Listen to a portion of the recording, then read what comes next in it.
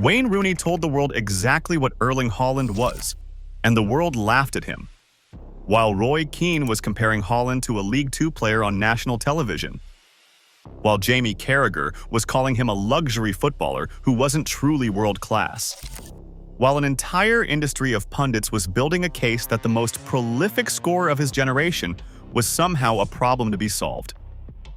One man kept saying the opposite. One man kept insisting that everyone else had it backwards. That the criticism wasn't just wrong, it was a fundamental misunderstanding of what a striker is actually for. That man was Wayne Rooney. And at the time, almost nobody took him seriously. His managerial career was in ruins. His punditry was treated as a punchline. When Rooney defended Haaland, people rolled their eyes. When Rooney explained why the touch counts didn't matter, people scrolled past. Then came the night of July 5th, 2026. A muggy evening at the New York-New Jersey Stadium. Brazil, five-time world champions, against little Norway. And in the space of 11 second-half minutes, Erling Haaland didn't just knock Brazil out of the World Cup. He settled a 3-year argument. He proved that everything Rooney had been saying, everything the football world had dismissed, was right all along. But to understand why nobody believed Rooney, you first have to understand what Rooney had become. By the mid-2020s, Wayne Rooney was living two completely different lives in the public imagination. There was Rooney the player, the record goal scorer for both Manchester United and England. A man who scored 208 Premier League goals, third on the all-time list. A forward who had done everything the English game could ask of a striker. Won 5 league titles, won the Champions League. Scored overhead kicks in Manchester derbies. If anyone on the planet was qualified to judge a center forward, it was him. And then there was Rooney, the ex-player, the manager whose spell at Birmingham City turned into one of the most brutal failures in recent championship memory. The coach who could not save Plymouth Argyle. The pundit who kept making picks that raised eyebrows, kept floating theories that got him mocked online, kept leaning into a role as television's arch-antagonist. Even in late 2025, when he left Haaland out of his top 3 Premier League players of the season and picked Victor Gyökeres instead, the reaction was less outrage and more ridicule. Classic Rooney, people said. Just saying things. That was the problem. When Wayne Rooney talked about Erling Haaland, the football world heard the failed manager, not the record-breaking striker. And that meant that when Rooney said something genuinely insightful about the Norwegian, something that came from 20 years of playing the position at the highest level, it got buried under the noise. Because here's what Rooney actually said, and here's why it mattered. Rewind to the spring of 2024. Easter Sunday, Manchester City against Arsenal at the Etihad. A goalless draw in which Haaland barely touched the ball, barely connected with a late chance at the back post, barely seemed to exist. And afterwards, Roy Keane went to work on Sky Sports. Keane said Haaland's general play was so poor that he was almost like a League Two player. He said his link-up play, his layoffs, his headers, the whole package outside of finishing was nowhere near good enough. In front of goal, Keane admitted, Haaland was the best in the world. Everywhere else, in Keane's eyes, he belonged 4 divisions down. The clip went everywhere. And instead of pushing back, most of the punditry class piled on. Jamie Carragher went even further, calling Haaland a world-class finisher, but not a world-class player, and labeling him the ultimate luxury footballer. Micah Richards questioned his hold-up play. The narrative hardened within weeks. Haaland was a cheat code in the box and a passenger everywhere else. A one-dimensional throwback. A penalty area squatter who disappeared in big games. And the numbers, on the surface, seemed to back it up. That season, Haaland accumulated around 740 touches across 34 League and Champions League games. Harry Kane, in fewer minutes of comparable football at Bayern Munich, had nearly 1,300. Kylian Mbappe had almost 1,700. Haaland had gone 3 games without scoring against Real Madrid, 2 goals in 6 matches against Arsenal. The evidence looked damning. The verdict looked settled. Except one voice in that same punditry ecosystem was saying something completely different. On the Stick to Football podcast, sitting across from the very people driving the criticism, Wayne Rooney told a story about Louis van Gaal. He recalled that when Van Gaal arrived at Manchester United, the Dutchman told him he wanted his center forward to have only 15 or 20 touches a game. 15 or 20. That was the target. Not 50, not 80. Van Gaal, one of the most decorated tactical minds in the history of the sport, a man who had coached at Ajax, Barcelona, and Bayern Munich, believed a striker's job was to conserve himself for the moments that decide matches. And Rooney pointed out the obvious. That's exactly what Haaland does. Think about the weight of that observation. Rooney was admitting that he himself had never wanted to play that way. He always wanted to drop deep, to touch the ball constantly, to be involved in everything. That was his game, and it's part of why he's remembered as one of the most complete forwards England ever produced. But Rooney was honest enough to recognize that his way was not the only way, that the game had evolved, that the most sophisticated coaches on earth were actively asking their number 9s to touch the ball less, not more. And that judging Haaland by touch counts was like judging a sniper by how many steps he takes. Rooney went further than that. At the height of the debate, he declared flatly that Erling Haaland was the best footballer in the world at that moment. He said Lionel Messi was the greatest of all time, but that nobody on the planet was playing better than Haaland. And then he added the line that should have ended the argument. He said that even though he had broken goal-scoring records himself, Haaland took his breath away with the levels he was reaching. The best footballer in the world, not the best finisher, not the best poacher, the best footballer. From the man who held the scoring records for the biggest club and the national team of England. And the response was a collective shrug. Keane doubled down within weeks, going back on the same podcast to repeat that Haaland's general play was League Two standard and that he didn't expect people to agree with him. Carragher kept the luxury player label alive. The touch count graphics kept appearing on broadcasts. When Haaland responded to Keane by scoring 4 against Wolves and telling an interviewer that he genuinely didn't care about that man, it was treated as a spicy soundbite rather than a rebuttal. The narrative was too good to let go. And Rooney's counter-argument, the single most informed piece of analysis in the entire debate, coming from a man who had lived the exact tactical conversation with Van Gaal, sank without a trace. Why? Partly because of who Rooney had become. His credibility as a talker had been shredded by his failures as a manager, which is a strange kind of logic when you think about it, because managing Birmingham City has absolutely nothing to do with understanding center-forward play. Partly because Rooney's take was counterintuitive coming from him. He was the anti-Haaland as a player. The all-action, deep-dropping, do-everything forward. People expected him to side with Keane, and when he didn't, they assumed he was being contrarian for attention because that's what pundit Rooney did, and partly because the criticism of Haaland was simply more fun. A robot who can only score goals is a better story than a specialist perfectly executing his role. So the argument rolled on, and for a while the doubters seemed to be winning. The 2024 to 2025 season gave them everything they needed. Manchester City wobbled harder than at any point in the Guardiola era. Mohamed Salah produced one of the great individual campaigns in Premier League history and took the Golden Boot away from Haaland with 29 goals. City fell out of the title race, and the whispers turned into open predictions. In the summer of 2025, former City manager Stuart Pearce claimed defenders had begun to work Haaland out and predicted his output would drop into the 20s for good. Michael Owen questioned whether City in transition would even compete.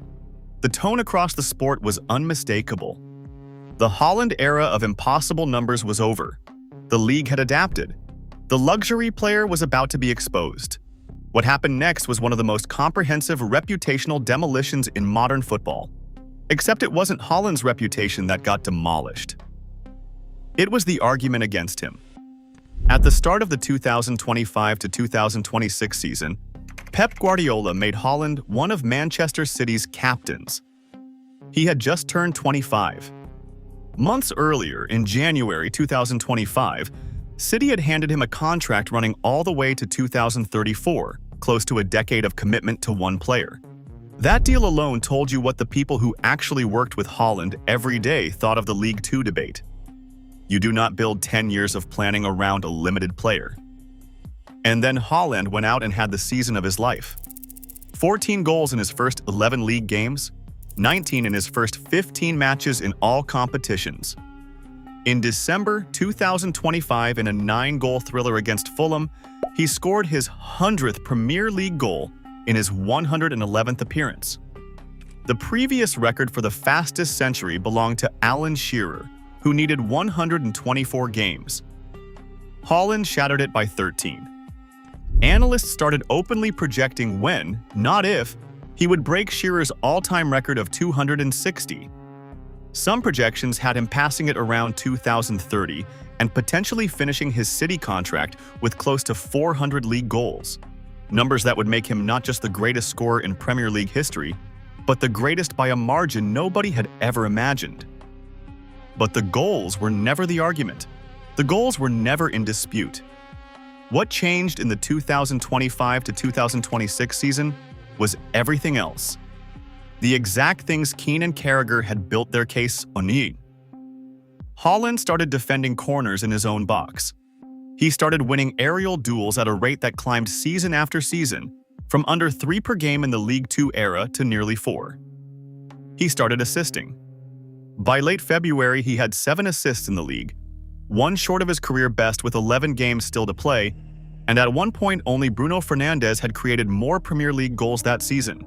Against Newcastle in February 2026, he produced a performance that finally broke the old narrative in half. 12 duels won, more than in any game of his career. More clearances than any other City player.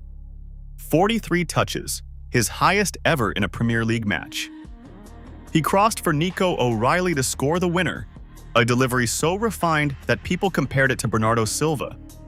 And in the dying seconds, with Newcastle throwing their goalkeeper forward, it was Haaland who rose in his own 6-yard box and headed the danger clear. And who was sitting in the Match of the Day studio that night, watching it all unfold? Wayne Rooney. He said Haaland had been all over the pitch, that he was adapting his game and becoming a complete all-round center forward rather than just a goal scorer. That defensively, when City needed him in his own box, he was strong and powerful. That normally Haaland's heat map lived around the opposition penalty area, but on this night he was everywhere. And then Rooney delivered the line that summed up 3 years of being ignored. He said Haaland was finding new things in his game and that it was a scary thought. Notice what had happened. The football media, which had spent 2 years mocking Haaland's general play, now published articles with headlines declaring that he was not a League Two player anymore. Guardiola, who had once warned that criticizing strikers like Haaland was dangerous because they only need 1 goal to shut your mouth, watched his strikers start shutting mouths without even scoring. Sergio Aguero asked what slump people were even talking about, pointing out that Haaland had simply spoiled everyone. The consensus quietly, sheepishly flipped, and barely anyone paused to acknowledge that Rooney had been standing on that ground the whole time. That he had made the Van Gaal argument when it was unfashionable. That he had called Haaland the best in the world when the loudest voices were calling him a luxury. Haaland finished the 2025 to 2026 season back on top of the Premier League scoring charts, reclaiming the Golden Boot and finishing well clear of his nearest challenger, Brentford's Igor Thiago. Vindication complete. But there was still one accusation left standing, the biggest one, the one that even Haaland's defenders struggled to answer. The big game problem. The idea that when the stakes rose and the space vanished, Haaland vanished with it. No World Cup pedigree, no signature international moment. Norway had not even qualified for a major tournament in his lifetime as a professional. Until now. The 2026 World Cup was the first in 28 years to feature Norway, and it's worth sitting with how enormous that already was. This is a nation of 5.5 million people that had spent nearly 3 decades watching the sport's biggest party from outside the window. Haaland dragged them back to it, scoring internationally at a rate no Norwegian had ever approached. When he struck a late winner against Ivory Coast in the round of 32, a 2-1 victory in Dallas, it was his 60th international goal, reached faster than any player in the country's history. He was 25 years old. 60 goals for Norway. Before the tournament, Rooney had gone on BBC Sport with his predictions. Asked about potential surprise packages, he named Norway immediately, saying they could do quite well. He picked England and Spain for the final, and most of the coverage focused on his snub of Argentina and France, rather than the Norway call. Another Rooney take, another shrug. Then came Brazil. July 5th, 2026. The round of 16. The New York-New Jersey Stadium in East Rutherford, heavy with heat and humidity. On one side, the five-time champions, now coached by Carlo Ancelotti, desperate to end a title drought stretching back to 2002. On the other, a Norway side making its first ever appearance at this stage. History said Brazil had never actually beaten Norway in 4 previous meetings, a strange little curse that Brazilian media spent the build-up trying to laugh off. But nobody seriously expected the curse to hold. This was Brazil. This was the knockout rounds. This was exactly the kind of stage where Haaland was supposed to shrink. For an hour, the doubters could have written the script themselves. Brazil won a penalty inside a quarter of an hour, and only a save from Norwegian goalkeeper Ørjan Nyland kept out Bruno Guimaraes. Vinicius Jr. kept slicing through. Nyland kept saving, again and again, one of the great World Cup goalkeeping performances unfolding in real time. Norway actually dominated the ball, holding around 2/3 of possession, with Patrick Berg and Sander Berge outrunning Casemiro and Guimaraes in midfield, and Martin Odegaard knitting everything together. But Haaland himself was quiet, barely involved. The touch counters were sharpening their pencils. When the game entered second half stoppage time, Erling Haaland had taken 30 touches. 30. Remember that number, because Van Gaal's ideal was 15 to 20, and Rooney had told the world 2 years earlier that this was the entire point. In the 79th minute, Andreas Schjelderup whipped a cross in from the left. Haaland rose above Gabriel Magalhaes, the Arsenal centre-back who had spent club seasons keeping him quiet, and powered a downward header beyond Alisson Becker. 1-0. 11 minutes later, Schjelderup found him again from the left. Haaland took one touch to control and snapped a low right-footed shot into the bottom corner. 2-0 in the 90th minute. Neymar, 34 years old and playing what was likely his final World Cup match, pulled one back from the penalty spot deep in stoppage time after a scuffle with Nyland. It changed nothing. Norway 2, Brazil 1. Brazil were out at the last 16, their earliest World Cup exit since 1990, eliminated by European opposition for a 6th consecutive tournament. Norway were in the quarter-finals for the first time in their history. Haaland's brace took him to 7 goals for the tournament, level with Messi and Mbappe at the top of the Golden Boot race. The kid from a country of 5 million was matching the 2 most famous forwards of the era, goal for goal, on the biggest stage that exists. And the touch count? 30 before stoppage time. 2 goals. Game 1. Nation transformed. ESPN's own match report admitted that every Haaland game produces a stat about his lack of touches, and that it simply doesn't matter. Read that again. The exact metric that had been used for years to diminish him was now being waved away by the same industry that invented the criticism. Rooney's argument, the Van Gaal argument, had just been proven in the most public laboratory in world sport. Haaland stood on the pitch afterwards with tears in his eyes. He said he had dreamt of playing at a World Cup with Norway, but never expected to beat Brazil. He said he had believed some things were simply not possible, and that he had been wrong. He called it one of the most insane days in Norwegian history and told everyone back home to just enjoy it. Then he climbed to the front of the now famous Viking row, leading his teammates as they sat in a line and rowed an imaginary longship in front of their traveling fans. His manager, Ståle Solbakken, had already said after the Ivory Coast game that he wouldn't swap Haaland for any player in the world. His teammate Schjelderup put it more simply in the mixed zone, joking that everyone was just happy Haaland was Norwegian. Now, if this story were a perfect fairy tale, Wayne Rooney would have spent that night taking a victory lap. Instead, football handed him one final hilarious twist. Because for all his years of believing in Haaland, the player, Rooney had made one fatal miscalculation about Haaland, the international. Previewing the Brazil match for the BBC, Rooney confidently backed Brazil to go through. He was so confident, in fact, that he made a pledge live on air. If Norway beat Brazil, he would get in a boat and row down the River Mersey. Norway beat Brazil, and to his credit, Rooney honored it. Within a day, BBC cameras captured him declaring himself a man of his word, oars in hand, preparing to row the Mersey with reinforcements alongside him. The man who had defended Erling Haaland when nobody else would, the man who had been right about him for 3 long years while the entire industry laughed, ended up soaked on a river in Liverpool because the one time he finally bet against Haaland, the Norwegian made him pay for it too. There is something almost poetic about that. Haaland doesn't discriminate. Doubt him for years like Keane and Carragher, or doubt him for one single match like Rooney, and the outcome is the same. You end up eating your words, or in Rooney's case, rowing away from them, and the story isn't finished. On Saturday, July 11th in Miami, Norway faced England in the quarter-final after Harry Kane's side survived a 3-2 thriller against the co-hosts Mexico at the Azteca.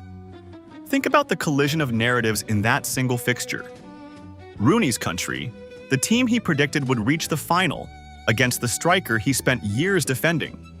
Haaland against Kane, the man ahead of him on the all-time Premier League list that everyone now assumes he will eventually own. If Haaland scores against England and drags Norway into a first-ever semi-final, the last remaining asterisk on his career gets burned away in front of the watching world. Win or lose in Miami, though, the argument is already over, because the question was never whether Norway could win a World Cup. The question was whether Erling Haaland was a complete footballer or a one-trick luxury. And that question got answered against Brazil in 11 minutes, with 2 touches that mattered more than 1,000 that did not. So what do we actually take from all of this? Start with the obvious. Roy Keane was wrong. Not slightly wrong. Historically wrong. The player he compared to League Two now has more than 150 goals for Manchester City, the fastest century in Premier League history, a realistic path to owning every scoring record England has, and a World Cup campaign in which he stands level with Messi and Mbappe while captaining conversations about the Golden Boot. The general play that supposedly belonged 4 divisions down now includes assists, aerial dominance, defensive headers in his own 6-yard box, and crosses that draw comparisons to playmakers. The luxury player turned out to be the foundation an entire club committed a decade to. But the deeper lesson is about how football talks to itself. Because Rooney's defense of Haaland was never really a hot take, it was expertise. It was a man who had played center forward at the absolute peak of the sport, who had been personally instructed by Louis van Gaal on the mathematics of elite striker play, explaining calmly that the criticism was measuring the wrong thing. And it was ignored, not because the argument was weak, but because the messenger was unfashionable. Football had decided Rooney the pundit was a joke, and so everything he said got filed under comedy, even when it was the sharpest analysis in the room. That should bother you. Because it means the football conversation doesn't actually reward being right. It rewards being loud, being viral, being on the winning side of whatever the narrative happens to be that month. Keane's League Two line got millions of views. Rooney's Van Gaal story got a polite nod and was forgotten by the weekend. 2 years later, only one of those takes survived contact with reality. And it wasn't the viral one. Erling Haaland never needed to become Wayne Rooney to be great. That was Rooney's whole point, and it might be the most selfless piece of punditry of the decade. A record-breaking striker looking at a completely different kind of striker, a player built to erase his own records, and telling the world that this new thing was not a flaw but a design. He doesn't need to be Didier Drogba, Rooney said. He doesn't need the touches. He needs 15 to 20 of them, and he needs the ball in the box, and then he needs you to count the goals. On a humid July night in New Jersey, with 30 touches and 2 finishes that broke Brazil's heart, Erling Haaland proved his most unlikely defender right in front of the entire planet. Wayne Rooney saw it before almost anyone. nobody believed him. And now, everybody has no choice. Like and subscribe for more deep dives into the biggest stories in football. Until next time.